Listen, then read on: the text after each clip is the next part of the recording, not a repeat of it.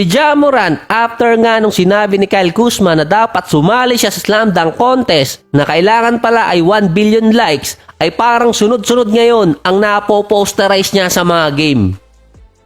Kasi kung gusto talaga ni Ja Morant, sasali agad siya doon. Parang si Lebron din dati na pinapasali pero hindi nga natuloy. Nagkaroon pa nga ng pagkakataon sa isang All-Star game ay sinabi nga ni Lebron na sasali siya next year pero hindi naman natuloy yun. Meron kasing dalawang klaseng player or dunker sa NBA. Yung isa, in-game dunker. Ito yung mga katulad ni Lebron. Yung iba naman yung mga competitive katulad ni Zach LaVine at Aaron Gordon na sumasali talaga sa competition. Dapat talaga ang sinasali sa slam dunk contest ay yung mga NBA players at yung masasabi natin talagang pang-highlights. Kasi yung slam dunk contest ang isa sa pinaka-highlight din sa All-Star Weekend bukod dun sa game. Ito yung dating player na halos katulad ni Ja Morant or sabihin natin dito kinukumpare yung mga batang players dati na papasok sa draft hanggang pumasok sina D-Rose, Russell Westbrook, John Wall at Ja Morant. Ito si Steve Francis, 6'3 ang height na pang-highlights lalo na nung naglalaro pa siya sa Houston Rockets. Maraming arsenal kasi itong si Steve Francis kung ikukumpara mo dito kay Ja Morant. Pero dunks at highlights yung pag-uusapan. Si Steve Francis din sumali sa slam dunk contest noong 2000. Andon sina Vince Carter, Tracy McGrady, Jerry Stackhouse at Ricky Davis.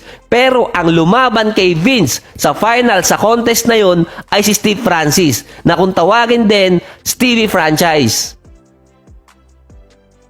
Sinundan nyo ng 2002, ang kalaban naman niya yung iba pang mga best dunker dati, si Gerald Wallace, Desmond Mason at Jason Richardson. Pero noon, hindi umabot sa second round itong si Steve Francis. Pero competitive dunker siya. Kung pag-uusapan naman ng game style, run and gun, nakilala talaga si Steve Francis tapos sa isolation. Naging 3-time All-Star din at naging co-Rookie of the Year on 2000 kasama si Elton Brand.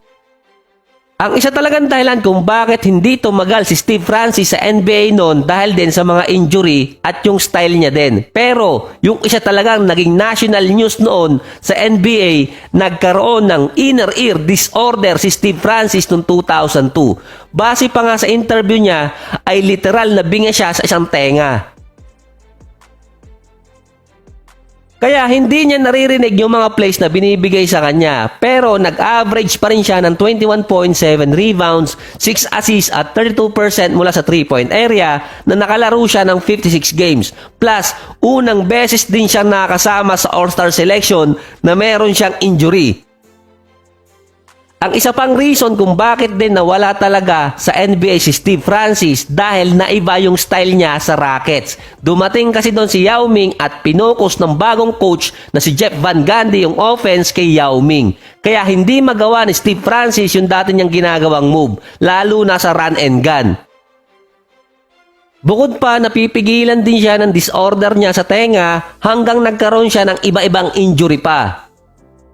Na-trade na nga rin siya papuntang Orlando at dun din nag-umpisang bumagsak yung kanyang karir. Siya ang masasabi mong pinakamalapit kay Ja Morant siguro ngayon kung pag-uusapan yung dunks. Kung kayang buhayin din ni Ja Morant yung slam dunk contest. Kasi sa height ni Steve Francis, lumaban siya sa mga best dunker noon sa slam dunk contest katulad ni Vince Carter, Tracy McGrady, Jason Richardson at Desmond Mason. Sa bagong era kasi, ang bumuhay ng slam dunk contest yung Gordon at LaVine showdown. Wala na kasi makita yung mga fans na sumunod doon. Last year nga, inantok yung mga fans lalo na si Shaq. Nagkaroon pa ng suggestion na yung mga professional dunker na ang ilagay sa All-Star Weekend. Kaya ngayon, itong si Mac McClung nilagay doon sa listahan. Ngayon, ang tanong, kung sasali si Ja Morant sa slam dunk contest, kaya niya bang buhayin ulit yung event na yon na katulad ng ginawa ni na Aaron Gordon at Zach LaVine dati? Si Steve Francis naman, asa na ngayon? So ito yan, nasa Maryland siya, ang kanyang hometown. Minsan pumupunta siya sa gym ni Pat Darak, dating End 1 player. Meron kasi siyang gym or training center doon. Si Steve Francis ang isa sa nagtitraining sa mga batang players. Maniwala man kayo or sa hindi, merong mga batang Pilipino ang pumupunta sa training gym na yon na under sa pamilya Washington DC na nagtitrain din ay si Steve Francis. Kaya nga ginawa ko tong episode na to para ipakita ni Coach Eric kay Steve Francis para ma-interview namin. Yun nga lang, hindi ko lang sigurado kung maintindihan niya ang video na to. Kaya time.